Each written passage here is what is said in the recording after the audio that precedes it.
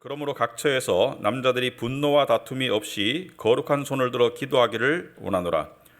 또 이와 같이 여자들도 단정하게 옷을 입으며 소박함과 정절로서 자기를 단장하고 따은 머리와 금이나 진주나 값진 옷으로 하지 말고 오직 선행으로 하기를 원하노라. 이것이 하나님을 경외한다 하는 자들에게 마땅한 것이니라. 여자는 일체 순종함으로 조용히 배우라. 여자가 가르치는 것과 남자를 주관하는 것을 허락하지 아니하노니 오직 조용할지니라. 이는 아담이 먼저 지음을 받고 하와가 그 후며 아담이 속은 것이 아니고 여자가 속아 죄에 빠졌습니다. 그러나 여자들이 만일 정숙함으로써 믿음과 사랑과 거룩함에 거하면 그의 해산함으로 구원을 얻으리라. 아멘. 앉으시기 바랍니다. 기도하겠습니다.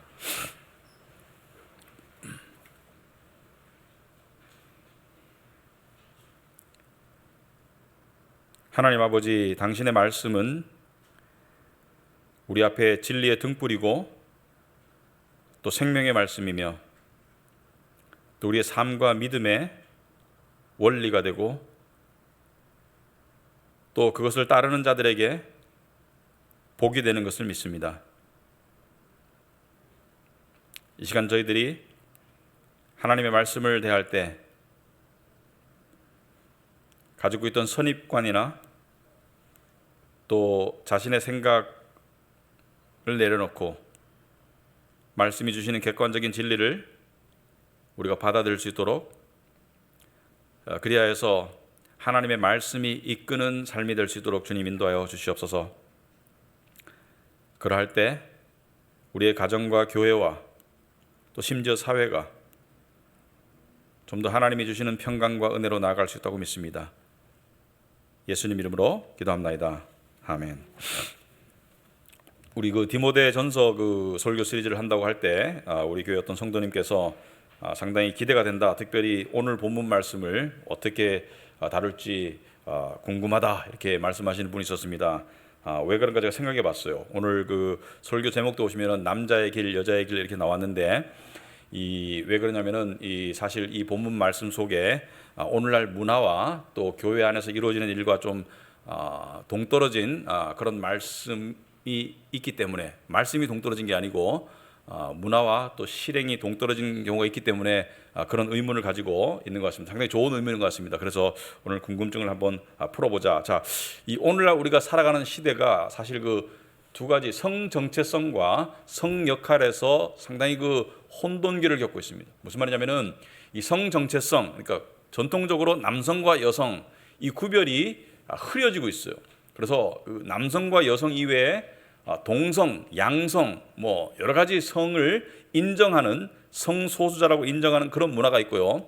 또 성 역할에 있어서는 이 전통적으로 구별되는 남자 역할, 여자 역할의 경계가 많이 모호해지고 있죠. 예를 들어서 군대라든지 또는 직장이라든지 살림이라든지 육아라든지 이런 것에 있어서 성 역할이 뚜렷한 구별이 점점 더 희박해지고 있다. 자, 그런데 이 인류의 역사를 성이라는 관점에서 봤을 때, 남성과 여성의 관점에서 봤을 때 인류의 역사는 성 정체성이 분명했고요. 이때까지는 남성은 남성, 여성은 여성 분명했고, 그리고 인류의 역사는 사실은 양성 간의 갈등과 또 억압의 역사로 볼 수가 있습니다. 무슨 말이냐면 이 상당히 긴 기간 동안 인류 역사는 이 남성 우월주의의 역사였어요. 사실 상당히 안 좋았죠. 어떤 말이냐면은 이 남성이 여성을 억압하고 지배하고 무시하던 그러한 역사였다. 이것이 뒤바뀐 건 얼마 되지 않았어요. 자, 그런데 왜 그럴까? 왜냐하면은 첫째적으로는 동물적인 이유죠. 상당히 말초적인 이유 때문에 남자가 여자보다 육체적으로 강하죠, 일반적으로.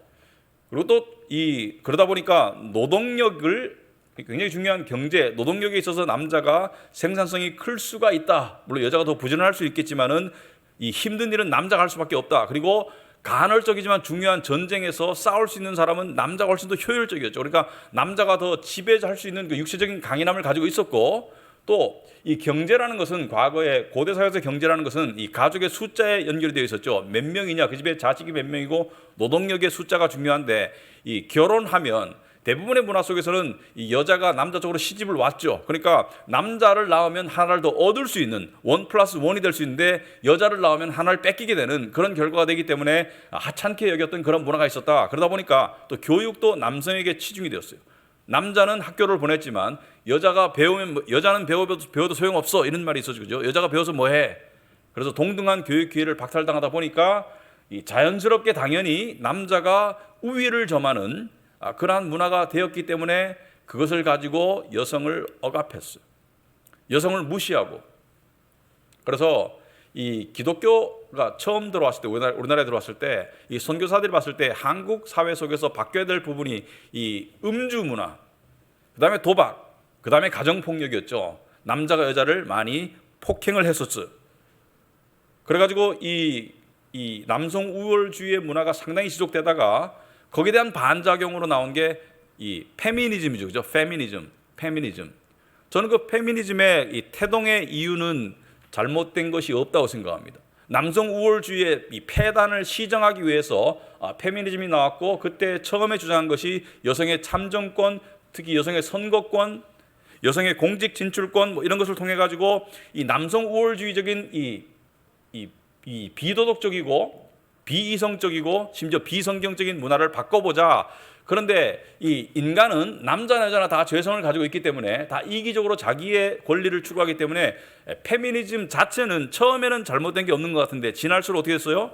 남성으로부터 독립하는 여성, 그리고 심지어 여성 우월주의로 갔다고 저는 생각합니다.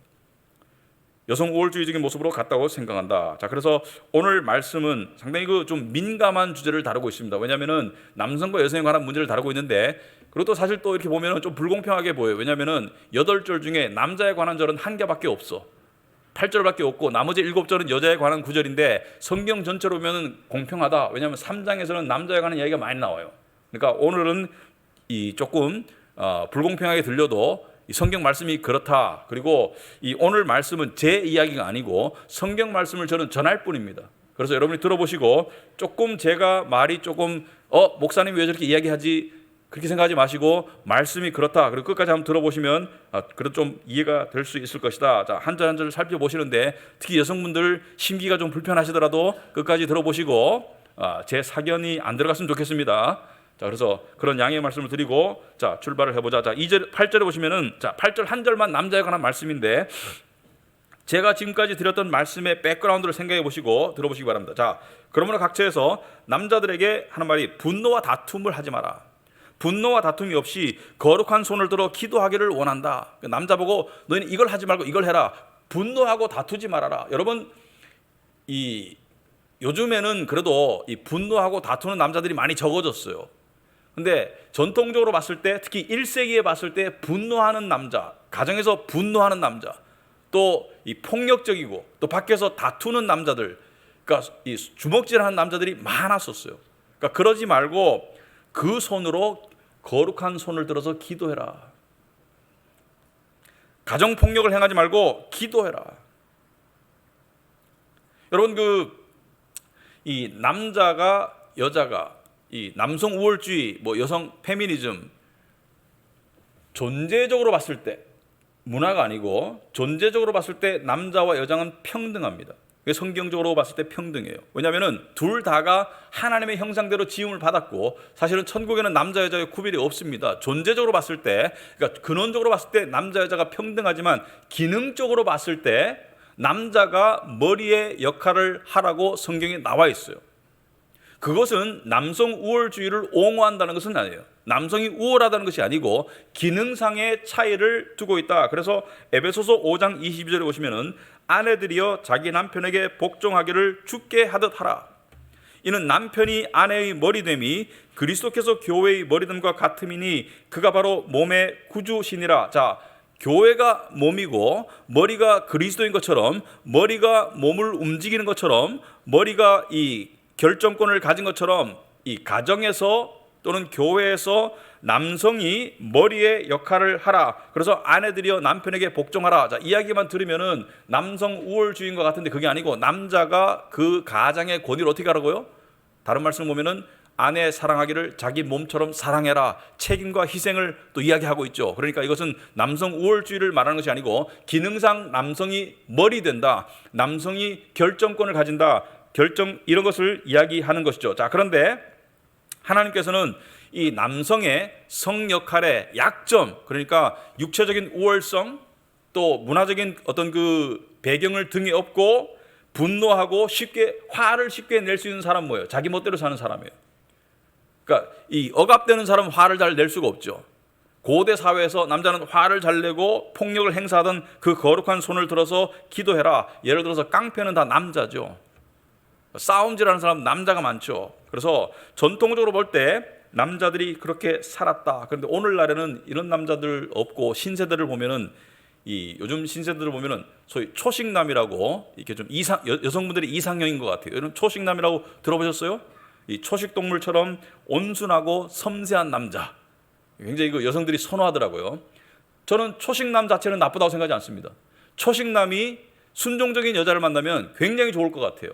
근데 문제는 초식남이 이 여성 어떤 그 우월적인 문화를 가지고 있는 여자를 만나면 굉장히 힘들 것 같아요. 그 이야기는 좀 더 하겠습니다. 자, 그런데 남자들은 무조건 여자 보고 따라오라고 할 것이 아니고 자신이 기도하는 남자가 되어서 본을 보일 때 여자의 순종이 훨씬 더 쉽고 훨씬 더 자발적이 될 수가 있다. 자, 우리 집은 기독교 집안인데 왜 아내나 또는 자식들이 내 말을 잘 안 들을까? 일단 기도하시라. 일단 하나님과 기도해서 아내나 자식들이 자기를 따라오라고 강요하기 이전에 자기가 하나님을 따라가는 모습을 먼저 가질 때 그 일이 일어날 수 있다고 생각합니다. 자, 그리고 나머지 9절부터 15절까지는 쭉 그냥 여성에 관한 말씀으로 직진인데 불공평하다고 생각하지 마시고 다음 주가 있으니까 오늘은 여성에 관한 말씀으로 쭉 직진을 하겠다. 자, 그래서 9절에 보니까 또 이와 같이 여자들도 단정하게 옷을 입으며 소박함과 정절로서 자기를 단장하고 따은 머리와 금이나 진주나 값진 옷으로 하지 말고 오직 선행으로 하기를 원하노라. 이것이 하나님을 경외한다는 자들에게 마땅한 것이니라. 자, 외적인 것과 내적인 것은 서로 연결되어 있습니다. 그런데 여기 보시면은 한마디로 말하자면은 여성들은 과거나 지금이나 외모에 신경을 쓰죠. 화장이나 치장에 신경 안 쓰는 여성은 없습니다. 근데 화장이나 치장 자체를 거부하는 건 아니에요. 그게 잘못됐다는 건 아니에요.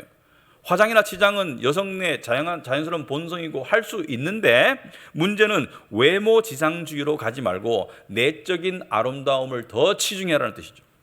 외모 지상주의로 가지 말고 내적인 아름다움을 더 치중해라. 자, 구체적으로 여자들도 단정하게 옷을 입어라. 단정하게 옷을 입으라는 것은 쉽게 말하면 선정적인 옷차림을 하지 말아라.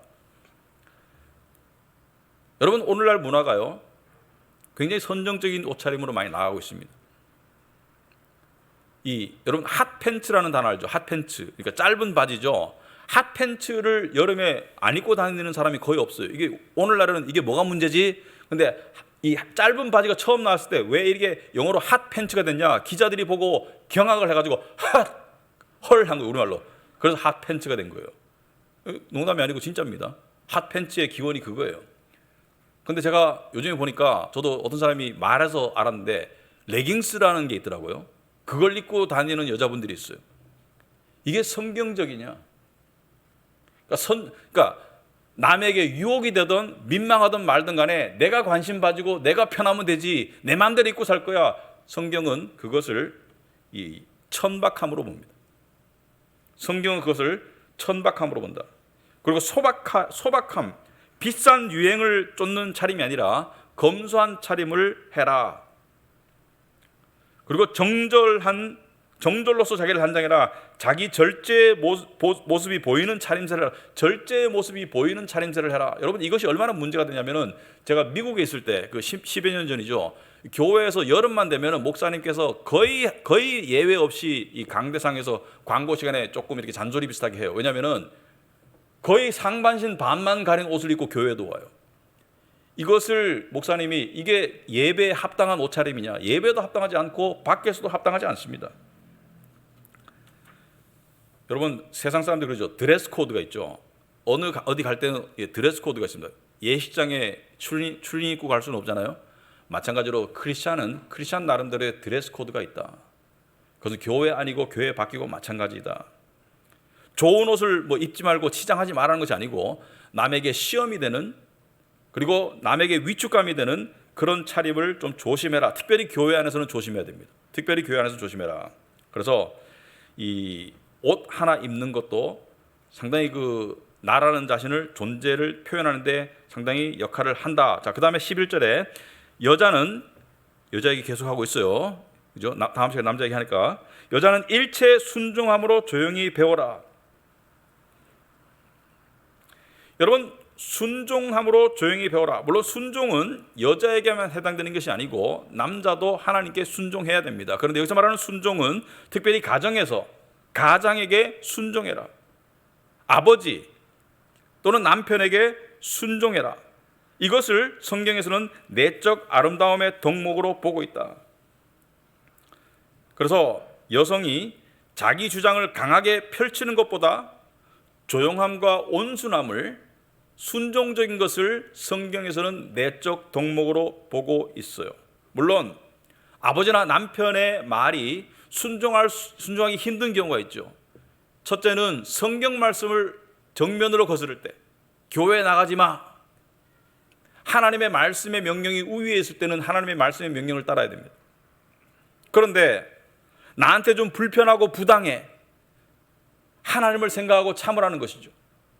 남편의 결정이 지혜롭지 못해. 여성도 얼마든지 자기의 생각과 지혜를 남편에게 표현할 수 있어요. 그러니까 여자라고 무조건 여성이라고 입을 꼭 다물라는 것이 아니고 자기의 생각과 의견과 지혜를 마치 대통령이나 어떤 CEO나 어떤 그 우두머리가 결정을 할 때 조언자 집단이 있죠. 조언할 수 있어요. 하지만 마지막 결정은, 최종 결정은 남자가 하는 것이 성경적이다. 여러분, 이 사회생활을 해보면요, 집에서 대접받지 못하는 남자는 사회에서도 사실 지도자로 크기가 힘듭니다. 가장으로서 대접받는 남자가 밖에서도 지도자 역할을 하기가 훨씬 더 이게 맞아요. 이게. 그래서 정상적인 정말 지도자로서 존경받는 지도자 되기 위해서는 가정에서부터 이 일이 이루어져야 됩니다. 마찬가지로 집에서 아낌과 사랑을 받지 못하는 여자는 밖에 나가서 자존감 있게 살아가기가 힘들어요. 그래서 가정과 사회에서 하나님께서 주신 질서 속에서 서로가 서로를 세워줌으로 말미암아, 여러분, 세상 사는 게 힘들죠. 세상은 이겨야 되고 세상은 견뎌야 되고 때로는 세상은 싸워야 돼요. 그런 삶 속에서 가정이 하나님의 질서로 뭉칠 때, 교회가 하나님의 질서로 뭉칠 때 훨씬 더 세상을 이겨나갈 수 있고 세상을 견뎌나갈 수 있고 세상을 승리해 나갈 수 있기 때문에 그렇다. 특히 이 부부 사이의 성경적인 다이내믹은, 관계의 다이내믹은 자식에게 영향을 미칩니다. 그래서 부부가 성경적으로, 남편은 아내를 희생적으로 책임감 있게 보호하고 아끼고 사랑하고, 아내는 남편의 권위를 세워주고 사랑하는 모습을 보일 때 그 가정은 평온할 수 있다. 자, 그리고 12절, 이것이 오늘 본문 중에 가장 논쟁거리가 되는 본문입니다. 말씀 자체는 굉장히 쉽게 쓰여져 있으나 왜 논쟁거리가 되는지는 들어보시면 알아요. 왜냐하면 오늘날 문화와, 특별히 교회 내의 문화와 많이 충돌이 되는 경우가 있습니다. 우리 교회에서는 충돌이 별로 없어요. 왜냐하면 오늘날 문화의 주된 트렌드는 남녀 평등이죠. 제가 분명히 말씀드리지만 남녀 평등은, 존재 가치의 평등은 맞아요. 하지만 기능상의 평등은, 그것은 맞지 않아요. 성경에는 그렇게 가르치지 않습니다. 자, 12절 보시면은, 첫째, 여자가 가르치는 것과 남자를 주관하는 것을 허락하지 아니하노니 오직 조용할지니라. 어떻게 들으면, 여성분들이 들으면 굉장히 비하하는 발언으로 들을 수 있는데 전혀 그렇지 않습니다. 여기서 허락하지 않는다는 것은 굉장히 권위적인 말이죠. 이 사도 바울이 예수 그리스도로부터 받은 사도의 권위를 가지고 하나님의 말씀을 가지고 허락하지 않는다는 것은 하나님의 말씀이죠. 뭘 허락하지 않아요? 두 가지를 허락하지 않습니다. 첫째, 여자가 가르치는 것을 허락하지 않는다. 자, 이것이 의미하지 않는 것과 의미하는 것이 있습니다. 첫째, 의미하지 않는 것은 여자가 가르치는 것을 허락하지 않는다고 해가지고 여자가 여자를 가르치는 것을 허락하지 않는 것은 아니에요. 여자는 여자를 가르칠 수 있습니다. 그래서 예를 들어서 이 디도서, 사도 바울이 쓴 디도서 2장 3절에 보시면은, 늙은 여자로는 이와 같이 행실이 거룩하며 모함하지 말며 많은 술의 종이 되지 아니하며 선한 것을 가르치는 자들이 되고. 자, 늙은 여자가 이렇게 행실이 거룩하고 모함하지 않고, 그러니까 모함, 헐뜯지 않고, 그리고 선한 것을 가르치는 자들이 되고 그들로 젊은 여자들을 교훈하되 그 남편과 자녀를 사랑하도록 교훈해라. 그래서 이 경건한 나이 많은 여자가 젊은 여자들을 가르치라고 성경은 이야기하고 있기 때문에 여성들끼리 모여서 같이 성경 공부하고 얼마든지 좋습니다. 아름다운 모습이에요. 여성을 가르치는 거. 그리고 특별히 그 가르침 속에서는 남편과 자녀를 사랑하도록, 그러니까 말하자면 가정생활 속에서 이 하나님의 말씀을 실천할 수 있도록 가르쳐라. 그리고 또 당연히 여자는 아이들을 가르칠 수 있습니다. 아이들을 가르치는 데는 여성이 남성보다 훨씬 더 낫다고 생각합니다. 그러나 이 말씀이 진짜 의미하는 것은 교회 안에서 성인 여자가 성인 남자를 가르치는 것을 허용하지 않아요. 어떤 사람들은 이것을 그 당시의 문화가 그러니까, 오늘날 문화는 남녀 평등이고 남자건 여자건 그 서로가, 여자도 군대도 가고 평등한 문화 속인데 이것은 더 이상 오늘날 문화에 적용되지 않는다라고 말할 때 우리는 뭘 말하냐면은 성경의 진리의 원리가 문화에 종속된다고 말하는 것과 똑같은 거예요. 성경의 진리의 원리가 문화를 지배해야지, 문화를 바꿔나가야지 문화에 종속될 수는 없습니다. 그래서 이 말씀 때문에 여성의 목사직과 여성의 장로직은 성경적으로 합당하지 않습니다. 하나님은 여성 목사나 여성 장로를 말씀 가운데 금하고 있습니다. 물론 집사는, 제 사견으로는 집사는 여성에게도 허용이 된다고 생각해요. 왜? 집사는 가르치는 것이 아니고 교회를 물리적으로 봉사하는 것이기 때문에 그것은 남녀의 구별이 있을 수 없다라고 저는 생각합니다. 하지만 가르치는 것은 주일날 설교하는 것이라든지 장로로서 남녀를 함께 모아놓고 가르친다든지 그런 것은 성경에서 금하고 있습니다. 그러나 예외가 될 수가 있어요. 특별한 상황에서 한시적으로. 무슨 말이냐면은 보통 복음이 들어갈 때, 보통 하나님의 말씀이 들어갈 때, 복음이 들어갈 때 많은 경우 여성분들이 먼저 복음을 받아들입니다. 그리고 남성들이 따라 받아들여요. 그런데 중국 같은 경우 한 30년 전에 가정교회들이 우후죽순으로 생겨났을 때 어느 마을에는 성경 말씀을 깨닫고 믿음을 가지고 말씀을 가르칠 수 있는 남자가 없고 여자만 있을 경우 여자분이 목사직을 하는 경우가 있었어요. 설교자를. 근데 제가 들은 굉장히 아름다운 이야기인데 어떤 그 중국의 조선족 여성분이었는데 그분이 이렇게 말씀하시더라고요. 저는 지금 교회를 제가 담임하고 있지만 이것이 성경적으로는 옳지 않다는 것을 알고 있습니다. 그래서 제가 지금 하고 있는 이유는 우리 동네에, 우리 교회에 이 일을 할 수 있는 남자가 없기 때문에 제가 하고 있지만 하나님께서 남자 일꾼을 키우시고 세우신다면 저는 언제든지 물러나겠습니다. 이렇게 말하는 것을 들었어요. 참 저는 그분이 굉장히 그 성경의 진리를 잘 알고 있다고 생각합니다. 그리고 둘째로 이어서 남자를 주관하는 것을 허락하지 아니한다. 가정에서나 교회에서나 여자가 남자를 주관하는 것을 허락하지 아니한다. 여러분, 한 몸에 두 머리가 있을 수 없어요. 머리는 하나여야 됩니다. 물론 목도 있고 팔도 있고 다리도 있고 다 있지만 머리는 하나예요. 그래서 가장은 하나이지 가장이 둘이 될 수 없고, 특별히 하나님께서는 여자가 남자를 주관하는 것, 그러니까 권위를 행사하는 것을 허용하지 않는다. 가정과 교회에서. 그 다음에 정치인은, 기업가는 여성은 사장이 될 수 없는가? 여성은 장관이 될 수 없는가? 저는 그것은 좀 별개의 문제라고 생각합니다. 거기에 대해서 성경은 구체적인 언급이 없어요. 그렇게 될 수도 있겠죠. 하지만 하나님께서 가장 신경 쓰시는 교회, 그리고 가정 속에서는 분명히 남자가 우두머리가, 남자가 머리의 기능의 역할을 해야 된다. 어떤 사람이 이렇게 말하는 사람이 있어요. 저는 여자 목사님한테 설교 듣고 굉장히 은혜를 받았는데요. 자기의 주관적인, 제한적인, 특별한 체험이 일반적인, 객관적인 하나님의 말씀의 원리에 위에 설 수가 없어요. 그럴 수도 있겠죠.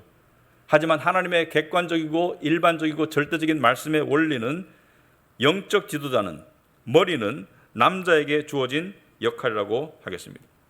여러분, 이 여성 안수는 교회 역사를 살펴보면, 특히 서구사의 역사를 살펴보면은 여성 안수는 사실은 이 뚝이 있으면은, 뚝이 구멍이 나면 나중에 전체가 무너지죠. 마치 뚝에서 구멍 나는 것 같은 역할을 했었어요. 무슨 말이냐면 여성 안수가 되고 난 다음에 많은 교단들이 자유주의, 그러니까 신학이 인간적인 자의적인 해석으로 넘어가는 자유주의로 넘어갔고요. 그리고 결국에는 동성애 안수로 갑니다.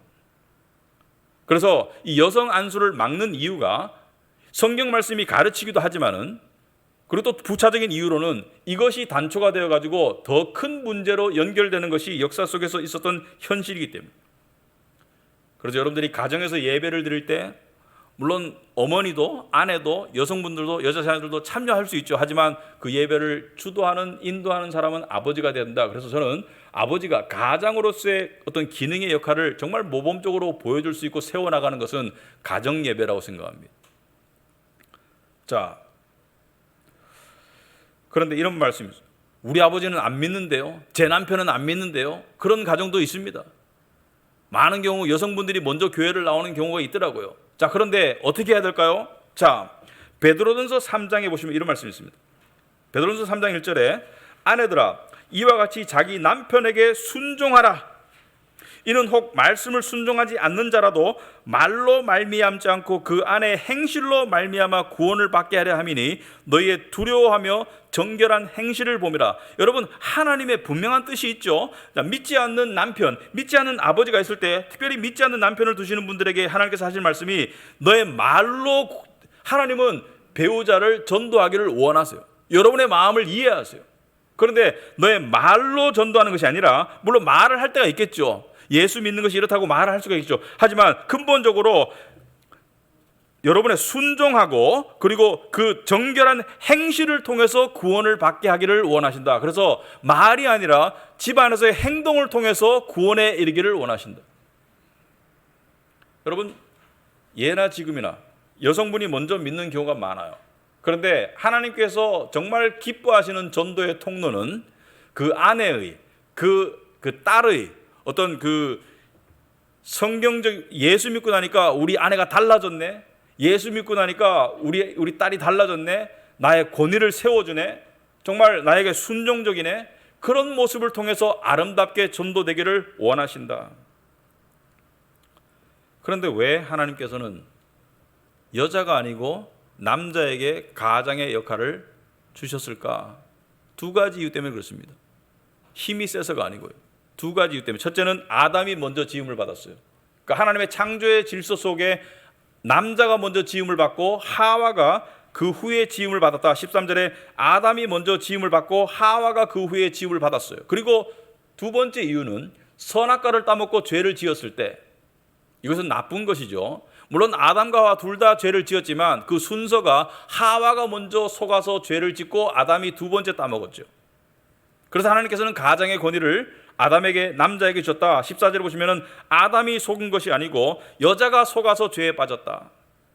그래서 여자가 어떤 이 모든 경우는 아니지만 일반적으로 어떤 분별력에 있어서 남자보다 덜 깊기 때문에 남자에게 가장의 역할을 맡겼다. 그래서 지금까지는 8절부터 14절까지는 여자들에게 이렇게 하지 마라, 이렇게 하지 마라, 이렇게 하지 마라 했으면은 15절에는 자, 여자들에게 이렇게 살아라, 이렇게 이야기하고 있습니다.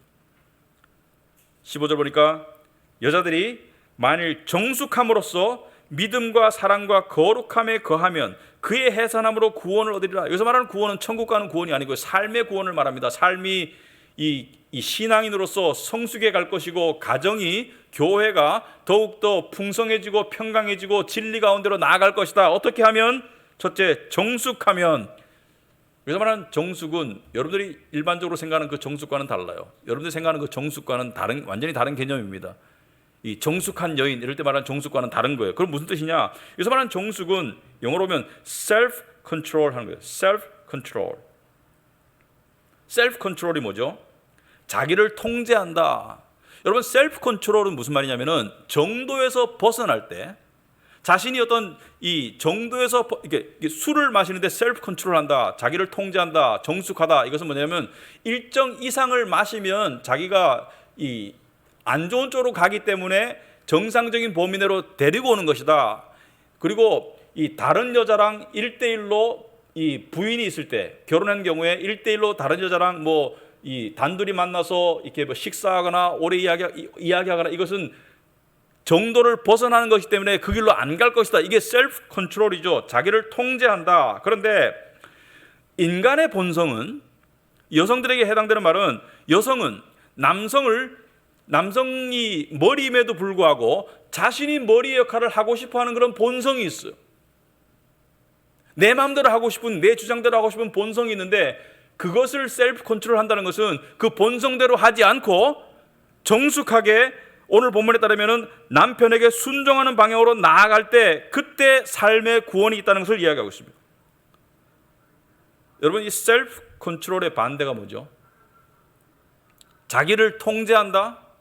자기를 통제한다는 것의 반대는 self, 자신을 seeking, 추구하는 것입니다. self seeking, 이것을 쉽게 이기적이다 그러죠. 이기적이라는 것은 자기가 하고 싶은 대로, 본성이 하고 싶은 대로 추구하는 것을 이기적이다. 나는 남편의 뜻에 상관없이 이것을 해야 되겠어. 이게 이기적인 것이죠. 남자도 마찬가지로 나는 하나님의 뜻에 상관없이 이렇게 해야 되겠어. 이게 이기적인 것, self seeking이다. 이 부분이 상당히 중요해요. 여러분, 로마서에 오늘 그 설교 관련 말씀 보시면은 제가 이렇게 적어놨습니다.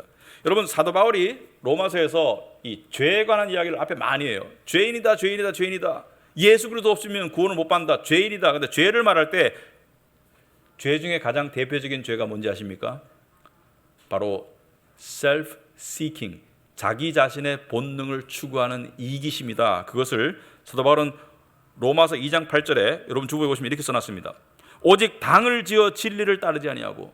여러분, 얼핏 들었을 때 당을 진다는 것은 이게 무리를 나눈다 이렇게 생각이 되는데, 사실은 그 뜻이 아닙니다. 이게 좀 번역이 조금 좀 미비해요. 그래서 표준 세 번역을 제가 적어놨는데, 표준 세 번역을 보시면은 이기심에 얽매여서, 이 self seeking, 자기가 원하는 것을 추구하는 이 이기심에 얽매이는 것을 진리를 거스른다고 말한다. 나는 진리를 따르는 삶을 살고 있는가 아닌가를 알 수 있는 굉장히 좋은 방법은, 분명한 방법은 내가 내 본능과 내 생각과 내 이기심의 생각을 따르느냐, 아니면 하나님의 질서 안으로 들어가느냐예요.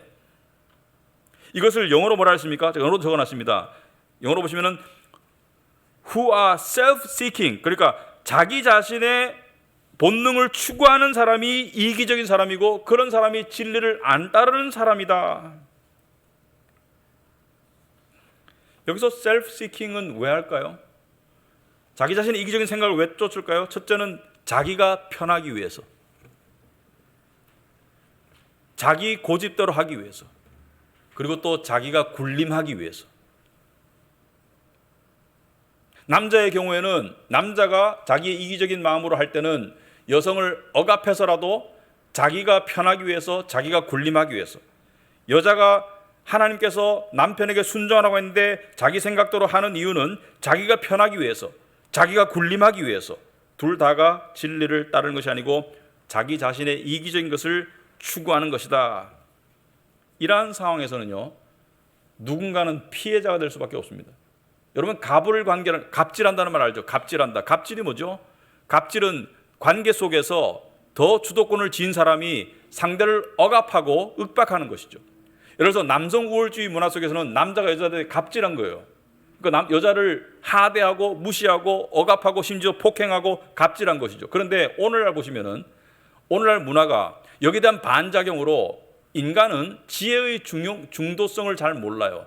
여기에 대한 반작용으로 어떻게 됐습니까? 많은 경우 여자가 남자에게 갑질을 하는 경우가 있습니다. 이기적으로.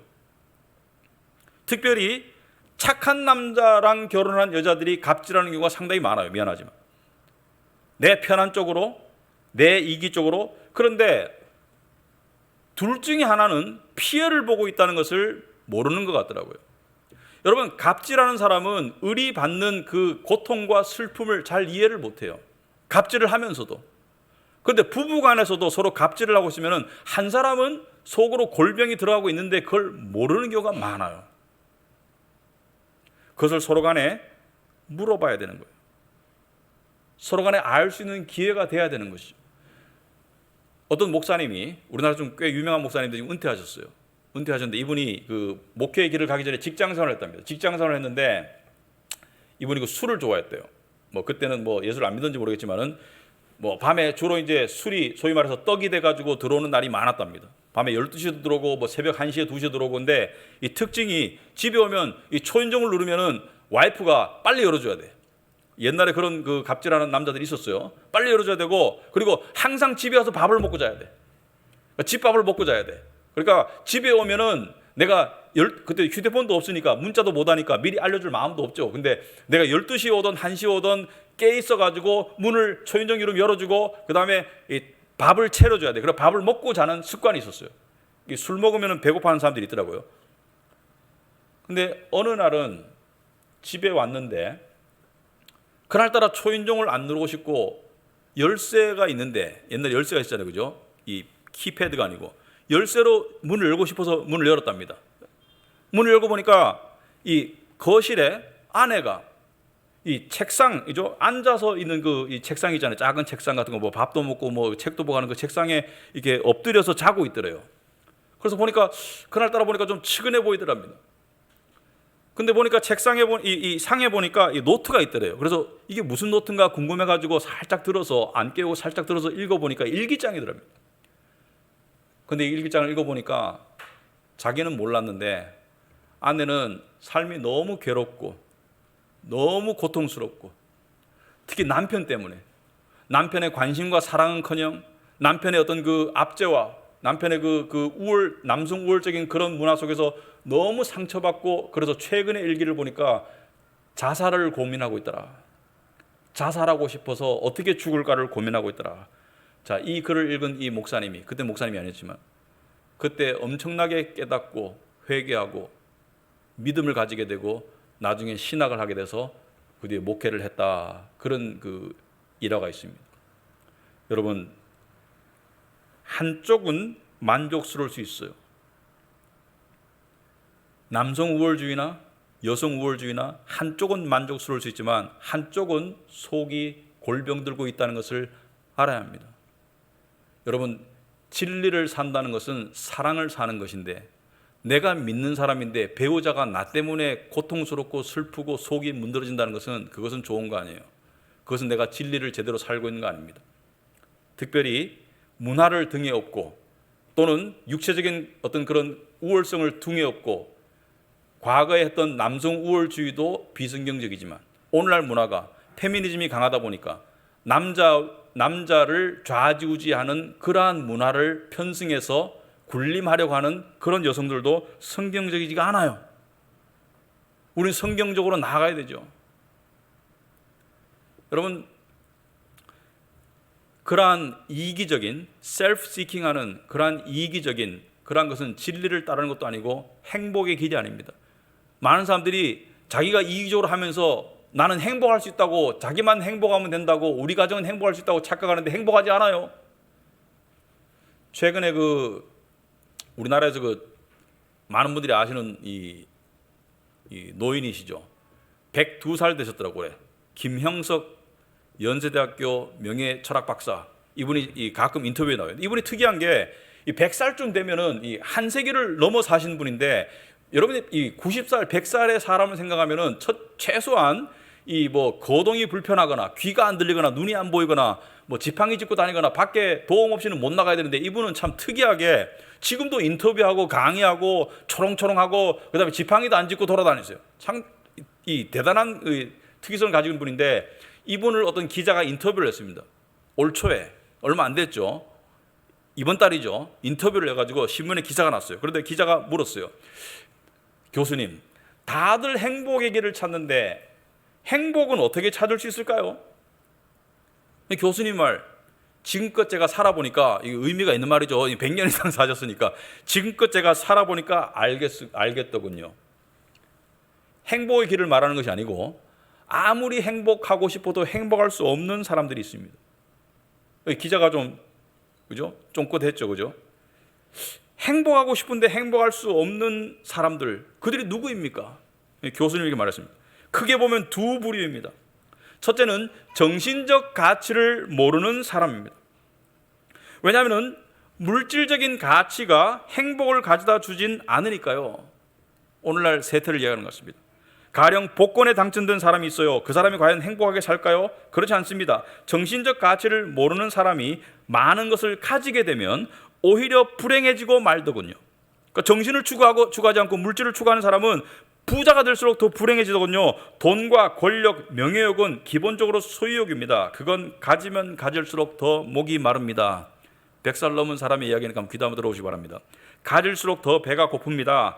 행복하려면 꼭 필요한 조건이 하나 있습니다. 그것은 만족입니다. 상당히 성경적이라고 생각합니다. 만족입니다. 자, 행복하려고 해도 행복할 수 없는 첫 번째 부류는 가지려고만 하는 사람, 소유하려고만 하는 사람. 자, 두 번째, 기자가 하는 말이 뜻밖의 진단이군요. 그렇다면 두 번째 부류는 누구입니까? 행복하고 싶은데 행복할 수 없는 두 번째 부류의 사람은 이기주의자입니다. 그들은 절대로 행복할 수 없습니다. 기자가 물었어요. 뜻밖의 진단이군요. 다들 자기 자신을 챙깁니다. 나 자신을 챙기고 내 이익을 챙깁니다. 그래야 내가 행복해지니까요. 그런데 교수님은 이기주의와 행복은 공존할 수 없다고 못 박으시는군요. 이 교수님 말, 이기주의자는 자기만을 위해서 삽니다. 그래서 인격을 못 가집니다. 인격이 뭔가요? 그것은 인간관계에서 나오는 선한 가치입니다. 이기주의자는 그걸 갖추기가 어렵습니다. 그런데 인격의 크기가 결국 자기 그릇의 크기입니다. 그 그릇에 행복을 담는 겁니다. 이기주의자는 그릇이 작기에 담을 수 있는 행복도 작을 수밖에 없습니다. 여기서 말하는 이기주의가 아까 말한 self-seeking입니다. 성경적으로 말할 때는 진리에 이룰 수 없는 자기의 본능적인 생각과 욕심을 말씀의 가르침과 질서를 거슬러서 행할 때 그것은 하나님이 행복으로 갚아주시지 않는다. 오늘 본문에 비추어보면, 특히 여성들에게 비추어보면 여성들이 나의 편안함, 나의 굴림함, 어떤 여성들은 내가 남편 위에 굴림하는 것을 자랑하는 여성들도 있어요. 그것은 자기를 향해서 침뱉는 거예요. 그것은 아름다운 모습이 아닙니다. 하나님이 원하시는 아름다운 모습도 아니고 성화도 아니고 그것은 결국에는 불행해지는 길입니다. 여러분, 그렇다면 self-seeking, 자기 자신의 이기적인 본능을 추구하는 삶의 반대가 뭡니까? 그것은 예수님이 사셨던 self-giving의 삶입니다. 자기 자신을 내어주는 삶입니다. 자기 자신을 내어주는 삶이에요. 예수님은 온전한 남편으로서 신부되는 교회를 위해서 당신의 생명을 내어주셨어요. 또 동시에 예수님은 하나님 아버지께 죽기까지 순종하는 순종의 모습을 보여주셨어요. 그 순종에 억울함이 없었습니까? 양같이 도살장에 끌려가시면서 아무 말씀하지 않으신 예수님에게 억울함이 없었습니까? 하지만 예수님은 아버지께 순종했습니다. 예수님의 모습은 남자들에게는 아내를 이와 같이 사랑해라, 죽기까지 생명까지 내어준 내가 교회를 사랑한 것처럼 사랑해라. 아내들에게는 비록 부당하게 들릴지라도 남편에게 순종해라. 그것이 하나님의 말씀의 진리를 거스르지 않으면 순종해라. 이것이 아름답고 승리함을 보여주는 것이다. 그래서 우리는 두 가지 마음을 가지고 살아야 됩니다. 첫째는 궁극적으로 예수님을 바라보고 살아야 된다. 여러분, 어느 누구도 완벽한 사람 없어요. 무슨 말이냐면은 남편에게, 아내에게 진정한 만족과 진정한 아버지에게 진정한 이 만족을 얻을 수 없습니다. 실망할 수 있어요. 실망할 수밖에 없습니다. 우리는 예수 그리스도를 바라보고 살아야 된다. 둘째는 예수 그리스도를 닮아가야 됩니다. 남자는 남자로서 예수 그리스도를 닮아가야 됩니다. 여성분들은 여성분들로서 오늘 본문에 비춰보면 오늘 여성분들에 대한 이야기가 많으니까 순종의 삶으로 나아가야 됩니다. 의견을 제시할 수 있어요. 지혜를 나눌 수 있어요. 하지만 남편의 권위를 세워줘야 됩니다.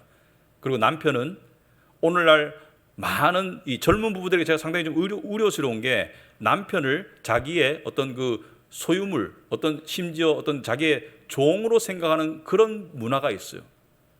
굉장히 비성경적입니다. 굉장히 비성경적이고 그 피해는 자녀들이 보게 되어 있습니다. 고쳐야 됩니다. 그리고 가족이나 부부 간에 솔직한 대화가 있어야 된다. 나 때문에 가족이 또는 배우자가 속으로 속병을 앓고 있지는 않는지, 저 사람이 성격이 약해서 또는 어떤 이 분위기 속에서 내가 돈을 더 많이 벌기 때문에 어떤 그 힘의 논리에 의해 가지고 움직이고 있지만 겉으로 보기엔 질서가 있는 것 같지만은 속으로 골병이 들고 있는 건 아닌지 알아야 합니다. 그것을 헤아릴 줄 알고 하나님의 질서 가운데로 돌아가는 것이 기독교인이다. 그래서 진정한 기독교는요, 지식에 있는 게 아니에요. 삶의 행함이 있을 때 기독교는 시작이 됩니다. 비로소 시작되는 거예요. 그리고 기독교는 문화에 수용되거나 길들여지지 않습니다. 문화는 상당히 영향력이 커요. 옛날에 남성 우월주의의 나쁜 문화는 남성에게 상당히 영향력을 미쳤고, 사회적으로. 오늘날 여성의 잘못된 삐뚤어진 페미니즘은 여성들에게 잘못된 문화적인 영향을 분명히 미치고 있어요. 하지만 진리의 길은 문화를 초월하는 것이죠. 문화를 능가하는 것이고 문화를 바꿔야 합니다. 그래서 진리를 따르는 것은 나약함이 아닙니다. 여성이 남성에게 순종한다고 해가지고 여성이 나약해지는 게 아니에요. 하나님의 진리 가운데, 정말로 신앙 가운데 단단해지는 것입니다. 남성이 반대로 여성을 자기 몸처럼 아끼는 그러한 모습을 보인다 해가지고 그것이 남자가 나약해지는 것이 아닙니다. 그것은 하나님의 진리의 말씀을 추구하는 승리의 신앙생활의 길인 것이죠. 그래서 여러분들 각자가 결혼하셨거나 안 하셨거나 또 이 가정 속에서 또 권위가 있을 거예요. 우리 집은 남자가 아무도 없는데? 그러면 연장자인 여자분이 가장인 거예요.